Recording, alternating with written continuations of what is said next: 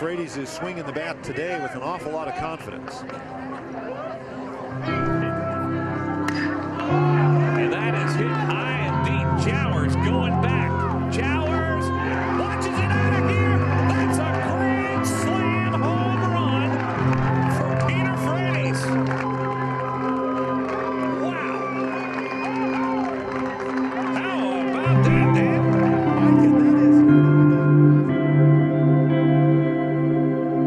Pete Frates changed the world.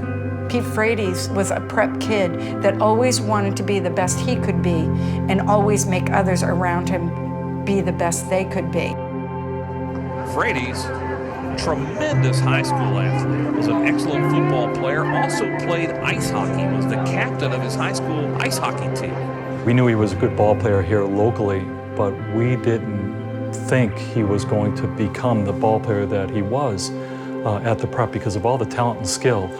The prep happened to have coaches who would maybe canvass the local area and see some of the other players, but Pete was an unknown. He walked onto that campus, and by sheer determination, sheer work ethic, just his talent and skill, he became that guy who really broke through. He made catches and made plays and throws like you've never seen before. He ran, he threw, he hit for power. Big-time players come up big in big games. Well, that was Pete Frates. As gifted as he was, and he had some very gifted people in his class, he had to work hard at it. That's the thing that sets people apart, especially a multi-sport athlete. Run into by Peter Frates. Great tackle by Frates. Peter Frates came up from his corner position there, Larry, and read that well. He always worked his butt off. If you were doing 10, he was doing 11. He had a baseline of gifts, but he was never exceptional, and he worked to get himself exceptional. Pete, as a big brother, is everything you could hope for and a role model and a hero throughout my entire life. You know, I tried to emulate everything he did. I played the same sports. I wore the same number. You know, Pete was big man on campus. He had the big truck. He had the stickers. You know, he had the pretty girlfriend and everything. He was the best big brother. He was very protective of me. He was a mentor to all of the younger players, not just the talented players, but to all players. And he had the ability to carry people. Peter always had time for others because it came from his heart, not from his head. He wasn't doing a checklist. It's who he was. Always reaching to those that might need a little bit extra. Peter was there. He was pretty much a natural high school boy. The dean of students at that time, Mr. O'Neill, has asked me to sign a confidentiality agreement, and we're not going to share anything exactly about his non-angelic traits or actions. But Peter was very much like the boys that sit in desks at St. John's Prep today. When he was here, he reached out to others, he supported others. He always valued team. Team was how he lived his life and how he continues to live his life today. He just led by example. He wasn't a rah-rah guy, but if he needed to say something, he would say something. If he did say something, you knew it was important. You took note. 40 years coaching football, we always had special people who were really the leaders. And so every year there's one or two of those players that may or may not be captains who are your go-to guys. And he was the guy.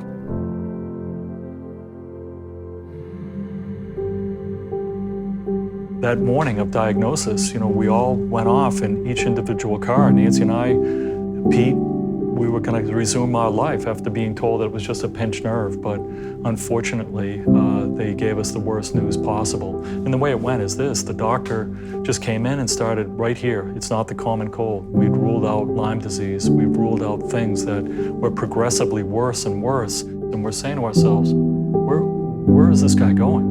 And then when he says he has ALS, it was just a mind blower.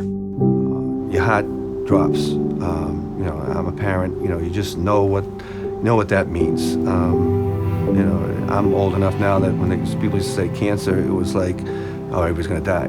Now it's like a manageable disease. This is not that. You know it's not going to end well. It's the quality of life. Everything the worst thing that can happen to you happens here.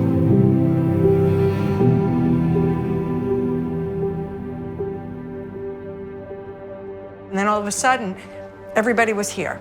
And we were all sitting around the table, and I think we were all trying to digest the diagnosis, and everybody was pretty calm, but just trying to deal with it themselves. And Pete was very, very quiet. And then, do you remember how, like, in a second, he just kind of put his fork and knife down. He said, "We're gonna change the trajectory of this disease." And I remember literally sitting probably right exactly where I am and thinking to myself, is he saying this? Because I was still in complete trauma. And here he is setting the vision. He just said, we're gonna get to work. It's unacceptable. He kept saying the word unacceptable. It's unacceptable, no treatment, no cure, 2 to 5 years to live. He says, we're not gonna look backward, we're gonna look forward. I'm his mom, and it's devastating being a parent hearing this. But here is my 27-year-old teaching me a lesson right now, and what a lesson he taught us. You naturally, when you're sitting with somebody and they're telling you about a diagnosis that is terminal ultimately, there's a part of you that wants to feel sorry for them. And when I remember meeting with Peter and John and walking out of that room and not feeling sorry, but feeling inspired, he very much knew that he was going to fight this, and he was going to fight this with everything that he had. And Pete was not going to go gently into that good night. He was going to find a way that if it wasn't just for him, to make it about other people as well. Did he know right then and there that he was going to go on to raise $220 million by challenging people to dump ice water on their head? No. But did he know right then and there that he was going to make a difference and he was committing himself to that? Absolutely. A week after the night of diagnosis, we sat in a medical room and we sat with Pete's doctor, and he said, okay, doc, I know what I got, but what do you need from me? And she jokingly said, Pete, I need $1 billion.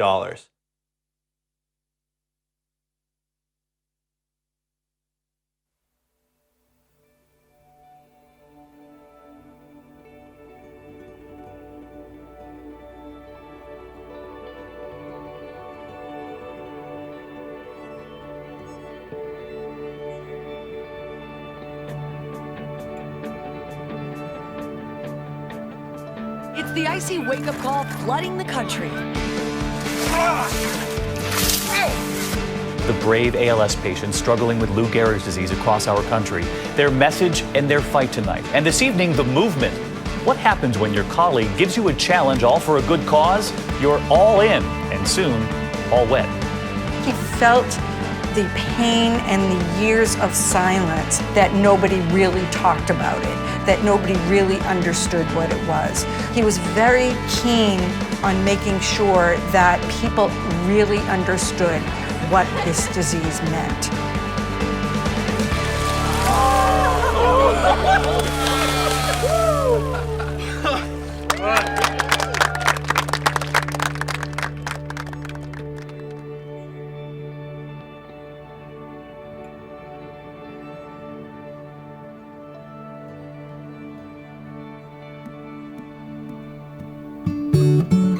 To my left, we all know the Frates family. We're privileged to have Peter, class of 03, his beautiful daughter Lucy, lovely wife Julie, mom Nancy, dad John, and Andrew of the class of 2006, and dad is the class of 1976.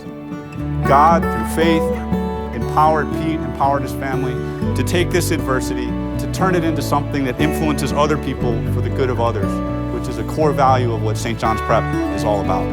We've made the decision to officially retire the number 3 in our football, hockey, and baseball programs, as well as name our baseball diamond the Peter Frates class of 2003 baseball diamond. Sometimes you choose your pathway, and sometimes the pathway chooses you.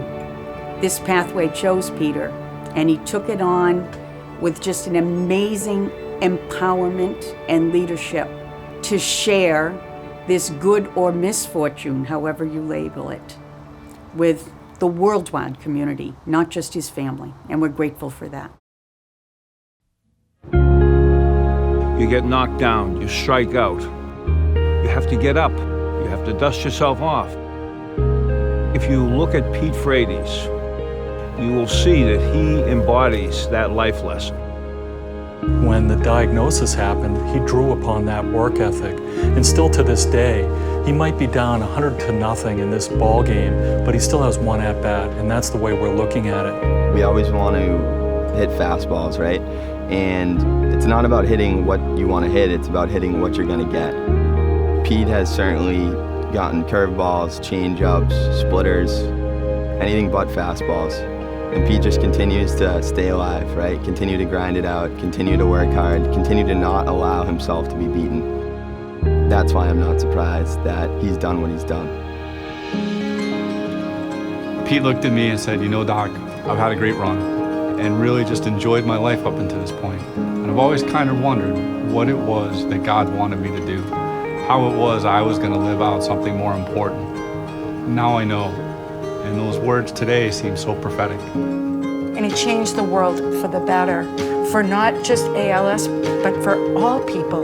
Because the Ice Bucket Challenge, if it is anything that you want to say it can be, but what it shows is just how good people are.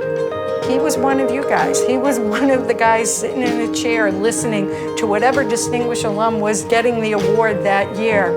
And he listened, and he learned, and he grew. So seize opportunity and become the best you can be, because that's what Pete would want you to do. My hope for all of us as we watch and listen and learn from the story of Pete and the Frates family is that we come to see that all of us, no matter who we are and what we do, have the potential to become the change we need to see in the world. Peter has given amazing hope to many people by fighting for what was right, by fighting for something more, and by focusing on that core value of servant leadership, of trying to influence any situation that we encounter for the benefit of others. You can see it in all that Pete has done and all that his family has done. Follow Pete's example. Embrace that call to be servant leaders and change the world. One day, one bucket, one challenge at a time.